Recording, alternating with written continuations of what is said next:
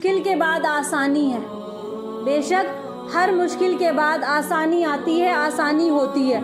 ہر پریشانی آئے گی تو اس کے بعد اللہ آسانی ضرور دیں گے۔ اور میرے مومن بندو، اللہ فرماتا ہے کہ تم نہیں جانتے کہ تمہارے حق میں کیا بہتر آئی ہے۔ جن چیزوں کو تم اچھا نہیں سمجھتے وہ ہو سکتا ہے تمہارے حق میں بہتر ہوں، اور جن چیزوں کو تم اچھا سمجھ رہے ہو سکتا ہے وہ تمہارے حق میں بیکار برے نکل جائیں۔ تو اللہ کی مرضی سے ہی سارے کام ہوتے ہیں۔ میرا موضوع جو تھا وہ فلسطین کے اوپر تھا کہ اللہ تعالیٰ نے اپنے پیارے حبیب محمد مصطفیٰ احمد مجتبیٰ صلی اللہ علیہ وسلم کو جو پاک زندگی عطا فرمائی، اس میں دیکھو زندگی میں کتنا مجاہدہ دیا کہ آپ نے پتھر کھائے، آپ کو پورے دن کئی مہینے آپ کو کھانا نہیں ملا، اور کون ہے؟ اللہ کے حبیب ہیں جن کے سینے اطہر پر مقدس کتاب، جس کو ہم قرآن مجید فرقان حمید کہتے ہیں، وہ اللہ تعالیٰ نے نازل فرمائی۔ کئی مہینے آپ کے گھر میں چولہا نہیں جلا، جنگ و جہاد بھی آپ خود بنفس شامل ہوئے اور اللہ کا شکر ادا کرتے رہے، لوگوں کو توحید اسلام کی دعوت دیتے رہے کہ اے لوگوں اللہ کی طرف آ جاؤ، تم کامیاب ہو جاؤ گے۔ سب سے پہلے دشمنی کن لوگوں نے نبھائی؟ آپ کے خود اہل والوں نے، آپ کے چچا نے دشمنی نبھائی۔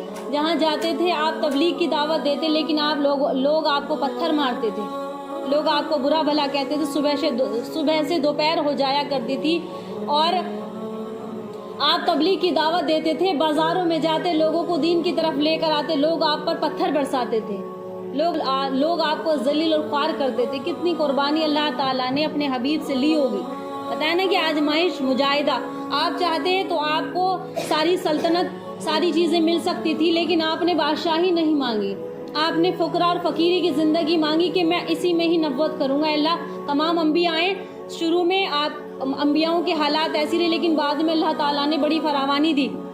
حضرت سلیمان علیہ السلام کو اللہ نے ساری زمین ان کے تابع، آسمانوں پر ان کی حکومت، زمینوں پر ان کی حکومت، ہوا ان کے تابع، پانی ان کے تابع، اتنی بڑی حکمرانی دی۔ چاہتے تو اللہ کے حبیب سب سے زیادہ اسی طرح کی بادشاہت عطا اللہ تعالیٰ آپ کو دے دیتے، لیکن اللہ کے حبیب نے کیا مانگا کہ اللہ ایک وقت میں کھاؤں تو اور ایک وقت تیرا شکر ادا کروں، میں ایک وقت اگر بھوکا رہوں تو اس وقت میں تجھ سے مانگوں، اور جب میں کھا لوں ایک دن تو میں تیرا شکر ادا کروں۔ تو اللہ کے حبیب جیسی پیاری زندگی پر ہی ہمیں عمل کرنا ہے۔ جو پیارے حبیب کی سیرت مصطفیٰ پر چلے گا، قرآن مجید میں آیت میں نے کئی بار پڑھی ہوئی ہے، کئی مرتبہ بتائی ہے، ہماری گھروں کی زندگی بہت زیادہ دین سے دور ہے۔ ہم لوگ صرف نماز پڑھنے کو ہی دین کہتے ہیں۔ کیسی خبریں میرے پاس آتی ہیں، خود جو بتانے والی ہے وہ ایسا نہیں کہ میں نے موبائل پر سن لی، میں آپ سے بتا رہی ہوں، فیس ٹو فیس مجھے آ کر بتایا کہ آج وقت مسلمانوں کا کیسا دور چل رہا ہے۔ یہ بالکل دین سے ہٹتے چلے جا رہے ہیں، گھروں میں بددینی کا ماحول ہے، فرصت مل گئی تو نماز پڑھ لی، کام طریقے سارے کے سارے ان کے بدل چکے ہیں۔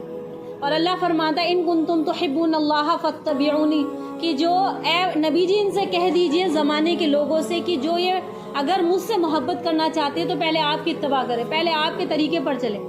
اگر یہ آپ کے طریقے پر چلیں گے، ہم کتنے ہی سجدے کر لیں، لمبی نمازیں پڑھ لیں، اللہ چاہے تو جسے معاف کرتے، لیکن اگر طریقہ زندگی کا سیرت مصطفیٰ سے بدلا ہوا ہوگا تو اس میں ہماری کبھی بھی پکڑ ہو سکتی ہے، اس میں کامیابی نہیں ملے گی۔ دولت بے شک بہت ملے گی، دولت تو اللہ نے فرعون قارون بادشاہوں کو بھی دی، بے شک دولت مل گئی، لیکن زندگیوں میں برکت اللہ ختم کر دے گا۔